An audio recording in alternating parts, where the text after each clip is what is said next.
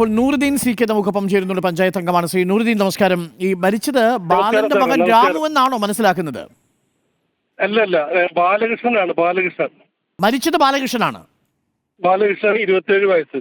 27 വയസ്സുള്ള ബാലകൃഷ്ണനാണ് മരിച്ചത്. ഈ കറുപ്പന്റെ മകനാണ്.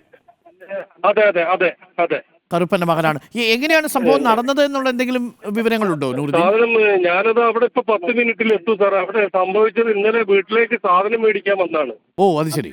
അരി സാധനങ്ങൾ മേടിക്കാൻ വേണ്ടി വന്ന സമയത്ത് തിരിച്ചു പോകുമ്പോഴാണ് ആന പിടിച്ചിട്ടുള്ളത് ആളെ. ഏകദേശം എത്ര മണിയായിട്ടുണ്ടാവും? രാത്രി ആയിട്ടുണ്ടാവുമായിരിക്കോ?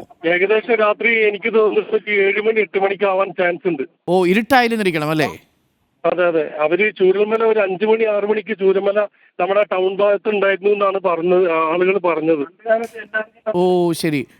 ഇതൊരു സെറ്റിൽമെന്റ് ഏരിയയുടെ ഭാഗത്തുള്ള എസ്റ്റേറ്റ് ആണോ ഇത്? അതെ, ഹാരിസൺസിന്റെ എസ്റ്റേറ്റ് ആണ്. ഓ, ഹാരിസൺസിന്റെ എസ്റ്റേറ്റിൽ വെച്ചാണ് ആക്രമണം ഉണ്ടായത് അല്ലേ? അതെ, ഉണ്ടായത് ഹാരിസൺസിന്റെ അവരെ വീടിന്റെ അവിടെ നിന്ന് ഒരു താഴത്തോട്ട്. ഓക്കെ, എനിക്കൊന്ന് ടെലിഫോൺ ബന്ധം വിച്ഛേദിക്കപ്പെട്ടിട്ടുണ്ട്. ശ്രീ നൂറുദ്ദീൻ CK ആണ്. കാര്യങ്ങൾ ഇപ്പോൾ കേൾക്കാമെങ്കിൽ, അതായത് ഈ എസ്റ്റേറ്റിലെ ഈ റോഡിലൂടെ വേണം ഇവരുടെ ഈ ഉന്നതിയിലേക്ക് പോകാൻ, ആദിവാസി ഉന്നതിയിലേക്ക്, നഗറിലേക്ക് പോകാൻ അല്ലേ?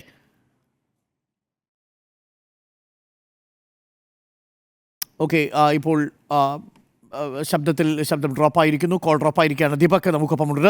ദീപക്, കാര്യങ്ങൾ വ്യക്തമാണ്. കറുപ്പൻ്റെ മകൻ ബാലകൃഷ്ണൻ 27 വയസ്സ് കടയിൽ പോയി സാധനം വാങ്ങി ആദിവാസി ഉന്നതിയിലേക്ക് മടങ്ങുന്നതിനിടയിലാണ് ഹാരിസൺസ് എസ്റ്റേറ്റിൽ വെച്ച് ആനയെ പിടിച്ചതെന്നാണ് മനസ്സിലാക്കുന്നത്. ഇന്നലെ രാത്രി 7 മണിയോടുകൂടിയാണ് സംഭവം എന്നറിയാൻ സാധിക്കുന്നു. ദീപക്, ഓക്കെ. പ്രിയപ്പെട്ട പ്രേക്ഷകരെ, വീണ്ടും മറ്റൊരു കാട്ടാനയുടെ ആക്രമണ വാർത്ത കൂടിയാണ് ഈ മണിക്കൂറിൽ എത്തുന്നത്. തുടർച്ചയായി ആക്രമണം ഉണ്ടാവുന്നു. ഇതാ 3 ദിവസത്തിനിടയിൽ 4 മരണങ്ങളാണ് ഇപ്പോൾ റിപ്പോർട്ട് ചെയ്യുന്നത്. ഏറ്റവും ഒടുവിൽ ബാലകൃഷ്ണൻ 27 വയസ്സ് അട്ടമലയിലെ ഗ്ലാസ് ബ്രിഡ്ജിനടുത്താണ് കാട്ടാനാക്രമണത്തിൽ കൊല്ലപ്പെട്ടിരിക്കുന്നത്. ഇനി വാർത്തകൾക്ക് ചൂടുപിടിക്കുകയാണ്. ഇതിൻ്റെ പ്രതിഷേധമുണ്ട്. അവിടെ ബോഡി എടുക്കാൻ ഇപ്പോൾ അനുവദിക്കുന്നില്ല. പഞ്ചായത്ത് അംഗങ്ങളടക്കം ഉദ്യോഗസ്ഥരടക്കം ആ സ്ഥലത്തേക്ക് എത്തിച്ചേരുകയാണ്. ഇനി ബ്രേക്കിംഗ് അവേഴ്സുമായി പ്രിയപ്പെട്ട പ്രേക്ഷകർക്കൊപ്പം സുജയ പാർവതി ചേരും. Good day.